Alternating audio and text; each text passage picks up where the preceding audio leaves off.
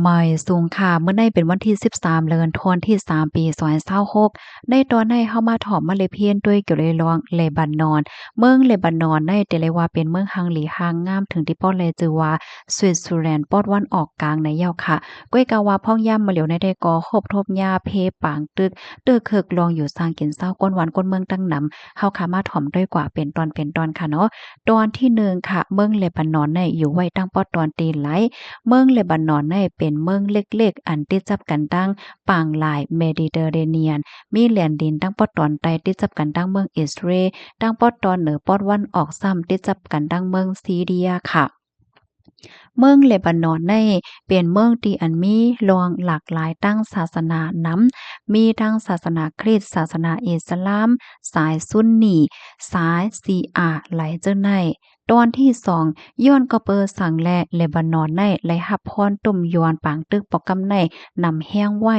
ลวงตั้งเงางามมันได้ที่กออ่ำไหลลูกมาดีลงปองจึงก้วยกะว่ามันลูกมาดีจุ่มอันมีเจอว่าฮิปปอนเลาะอันว่านั่นค่ะจุ่มฮิปปอนเลาะในเป็นจุ่มยิบกองกลางดีอันมีอาณาอำนาจในเลบานอนอาณาอำนาจและเครื่องกองกลางเขาในซัมปว่าใครมีนำเหลือสิลงปองจึงลูกก่อนในอ้อย้อนก็เพราะว่าเขาไล่หับลองกำเทียมดีอิหร่านค่ะอันเป็นตะปังเศร้าเขานั่นก็มีไว้ตั้งปอดตอนใดของเลบานอนอันที่จับกันดังเหลียนลิ้นเมืองอิสราเอลในค่ะ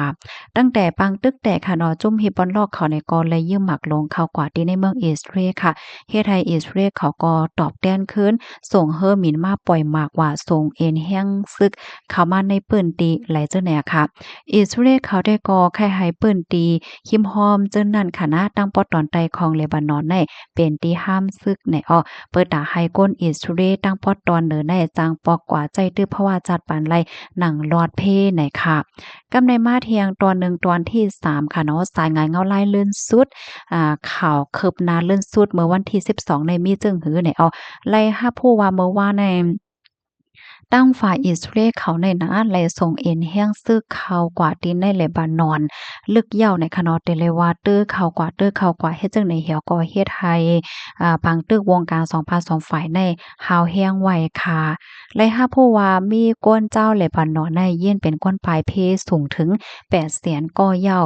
และก้นอันรูดเซ็งสายใจกว่าในค่ะมีถึง5ปาก70ก่อจึงในยาวในเอาเตเลว่าขิงข้าวยามอำหลายมื้อหลายวันก้อยค่ะนะมีคนเลยรู้เลยเสียงกว่าเป็น5ปากปลาเหย้าในอ้อม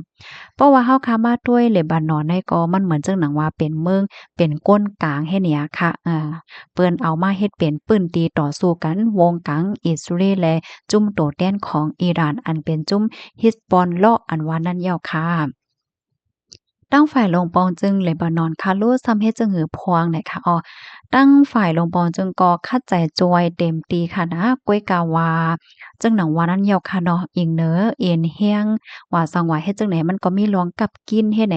เปียซ้ำว่าตั้งฝ่ายลงปองจึงคัดใจเปิดตาเตกระดิดลวงข้องคำในก็คือว่าในเสตาก็มันมีลวงข้องคำลงอยู่2ภาค2ฝ่ายเนี่ยค่ะว่านะที่1ได้ได้ก็แหน ตั้งฝ่ายเอ็นแห้งของลงปองจึงในคณะต่อสู้กันดังจุ่มยิบกองกลางฮิสบอลล่ออันว่านั้นมันอำไลค่ะจุ่มฮิสบอลล่อเขาในมีเคิงกองกลางมีเอ็นแห้งติอันแลครับลองกำจอยที่อิหร่านในมาหึงหลาย10ปียาวค่ะเนาะถึงดีเอ็นแห้งเขาในซัมปอไข่แก่นเคียงเลยสิตับซื้อของลงปองจึงเทียงลูกกวนในอ้อม ดับซื้อของหลวงปองจึงเนี่ยก็มีลองไม้อกไม้ใจนั่นขนาดนอว่าสันเจ้าหนาว่าเขากว่ายึดเครื่องกองกลางเขาห้ากว่าว่าเขาเจ้านั้นจึงในห้าอำสังถูกกจังเป็นปังตึกในเมืองคืนเฮ็ดไหนอ้อม กำในมาแทงตอนหนึ่งค่ะลองแตกแยกกันภายในเนาะลองแตกแยกกันเนี่ยเปนซ้ำว่าอันเป็นพ้องหลงหลายๆก็ในลุ่มหลงปองจึงในสภาคะเนาะเตหันลีว่ากึ่งหลีไลแป้นจุ่มยิบกองกลางฮิตบอลล้อในยาวในก้อยกะวานได้จุ่มหลงปองจึงก็ซ้ำมีกวนของจุ่มฮิตบอลล้อในเหมือนกันเฮ็ดให้ค่ะว่าในกำนั้นแลมันเฮ็ดให้เสียงเนี่ยเป็น2ปา2ฝ่ายหลงไหวเฮ็ดให้ออกกำในเฮาค่ะมาด้วยแทงตอนหนึ่งค่ะอ่า เงาลายหลกลมฟ้าคารุซ้ำเป็นจึงหือพวงเนี่ยค่ะไลฮู้ว่าหลวงปอจึงเลบานอนเขาในค่ะเนาะก็ไลยืนต่าง กว่าย้อนอบโอ้ตั้งอิสราเอลกำซือเปิดตาให้มีมาร้องงำเย็นในเปิ้นตีเฮ็ดจังไหนคะเอาให้มีก้นกลางขับขึงปันเหมือนจังหนังอเมริกันและดังไซปรัสนะคะแทงตอนหนึ่งก็ย้อนให้อเมริกันและตั้งฝรั่งเศสนะคะนะมาเก็ตกลางปันเฮ็ดจังไหนอ้อมย้อนให้มหาอำนาจจอยปันแห้งอีอิสราเอลให้กึดหลวงปึดตึกใส่ปื้นตีก้นวานก้นเมืองอยู่เซาปยกจอยส่งเคิงกองกลางมาเมื่อจึ้นย่ามปันตับซึกของหลวงปองจึงเปิดตาจางเอาเปิดตาจางเอาตับซึกว่าสังวาเจ้าเหนียก็ให้จางกุ้มไหลจุ่มยิบกองฮิตบอลเลาะไหนค่ะอ้อลองตั้งมันในเป็นไว้เฮ็ดแนวนะกำในเฮาคาซ้ำมาถ่อมด้วยเทียงตอนหนึงเนี่ยค่ะเนาะ จุ้มอันว่าในซ้ำมันมีเป็นหลายจุ้มเนาะเฮ็ดจังเนี่ยเนาะพี่น้องเนาะเลยฮู้ว่าตั้งป้อนวันออกกลางเนี่ยนะมีจุ้มยิบกองกลางเนี่ยนำเปใจค่ะว่าพี่น้องค่ะ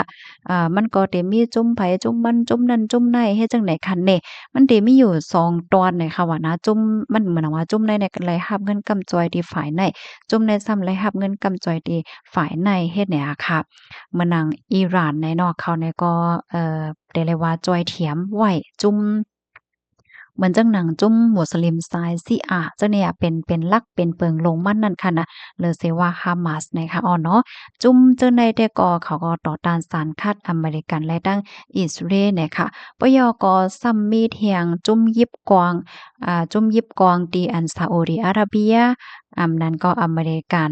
ยามกำเทียมปันแห้งไว้เมื่อกาก่อนป่นมาให้ไหนเขาให้จุ้มเนี่ยจุ้มหนึ่งและจุ้มหนึ่งแม่นกัน5สังห้า เฮ็ดให้น่ะเนาะ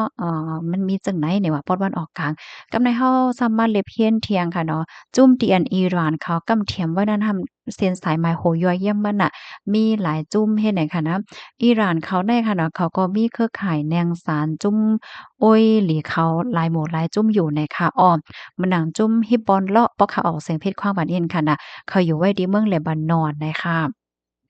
เขาได้ก็มีเอ็นแห้งแต่เลยว่าแห้งที่สุดค่ะแล้วก็เขามีลองจำใจกันตั้งอิหร่านนำหน้าเนี่ยค่ะว่าแทงจุ่มหนึ่งซ้ำเป็นฮามาสค่ะอยู่ไว้ที่ปาเลสไตน์เนี่ยเป็นซ้ำว่าเป็นสายซุนนีแต่ก็อิหร่านปันเอ็นปันแห้งกำจอยเงินและเครื่องกองกลางที่เขาเหมือนกันเพื่อตาต่อสู้ดังอิสราเอลค่ะแทงจุ่มหนึ่งซ้ำเป็นจุ่มโฮตีมีไว้ที่ในเยเมนค่ะ จุ้มเขาได้ก็มีรวงต้งหนึ่งปึดตึกเฮอต่างกลกล้าตั้งขายในปังหลายเหลียงปยก็ยื้อหมักลงใส่อิสราเอลค่ะมาแทงจุ้มหนึ่งอันได้ซ้ำเป็นจุ้มยิบกองกลางกระดาอิบฮิบบุลเลาะเนี่ยเนาะมีไว้ที่อิรักค่ะจุ้มยิบกองกลางซีอาในอิรักในซ้ำเขาก็ปึดตึกต่ออเมริกันในมาแทงจุ้มหนึ่งในซีเรียอันนี้จุ้มจึงเนี่ยโหค่ะนะ อิหร่านเขาเนี่ยก็ส่งก้นกว่าจอยเนาะกว่าจอยกว่าเทียมเขาเฮ็ดไหนมาเทียงอันหนึ่งซ้ำเป็นIslamic จิฮัดเนี่ยเนาะอันนี้มีไว้ปาเลสไตน์ค่ะจุ้มอันใดซ้ำเนี่ยมันเป็นจุ้มตีเล็กเลอเซฮามาสก้อยกะว่ามีลองจำใจกันดั้งอิหร่านแต่ว่าไหนค่ะพี่น้องคะรับถอมย่อหันเทินจึงหือพวงในค่ะเนาะได้ก็เป็นป้อดอนตอนหนึ่งเกี่ยวกับโดยรวงจุ้มยิบกองกลางตั้งป้อดวันออกกลางไหนเนาะเพราะว่าเฮาค้ามาด้วยจุ้มตีอันอิหร่านเขากำเทียมปันแห้งไว้ในไหนเขามีลองหักแป้งต่ออิหร่านมอกกาหือไหนค่ะเนาะ ก็ได้เลยว่ามันเกี่ยวข้องตั้งศาสนาจังไดนั่นน่ะเนาะเหมือนหนังจุ้มฮิบบอนเลาะนั้นก็จุ้มอันมีไว้ที่ในอิรักนั่นค่ะนะเขาเนี่ยก็เป็นศาสนาอิสลามสายชีอะห์เหมือนกันดั้งอิหร่านค่ะและเขาก็หันถึงว่าผู้นำสูงสุดของอิหร่านเนี่ยเป็นเหมือนหนังผู้นำตั้งป้ายใจเขาป้าเนี่ยค่ะเนาะ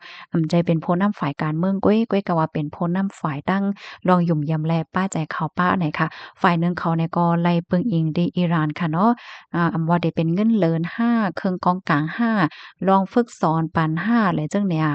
เขาก็เลยรับที่อิหร่านนั่นน่ะกำนั้นเลยแน่นอนว่าเขาก็ฮักในอยู่ฝ่ายอิหร่านเฮ็ดจั่งใดอ้อม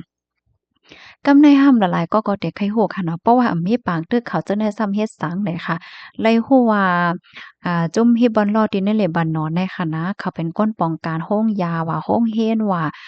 เป็นก้นเฮ็ดการพกซ้อมว่าเฮ็ดการจ้อมเอิงจ้อมวานเหมือนจังหนังก้นโยโย่เฮ็ดจังแนวค่ะบางเจ้อก็เป็นหมอบางเจ้อก็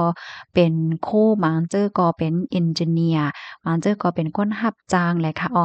จุ้มโฮตีในเยเมนซ้ำเขาก็เฮ็ดหน้าที่ปนพรเหมือนหลวงปองจึง งในปื้นดีอันเขาต้วยหลอมลุ่มล่านั่นเหยาปะยอก็มีลองย้อนขอนจังไหนป้าเนี่ยค่ะหน้าการต่างงานของพวกเขาจุ้มเขาได้ก็จังหนังว่าค่ะเนาะเพราะว่ามีบางตึกเนี่ยเขาก็ได้ใส่เสื้อผ้าเสื้อโคโกนเฮือนเสียก่อเหตุการณ์เฮ็ดงานหาเล็งนะหอต่อเฮิรนเฮ็ดจังนี้อะค่ะก้อยก็ว่าเพราะว่าเปิ้นโหลเปิ้นฮ้องมาเนี่ยเขาก็ขึ้นมาเป็นป้ายหลากหลายใส่เสื้อผ้าเสื้อโคเหี่ยวก็หยิบกองเหี่ยวก็พร้อมโดดนั่นเข้าปางตึกเฮ็ดจังได๋นั่นค่ะน่ะเนาะอ๋อค่ะ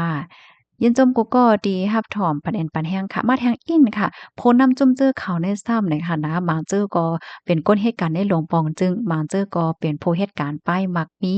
เนาะเป็นก้นก้มตาเฮ้อว่ะเป็นก้น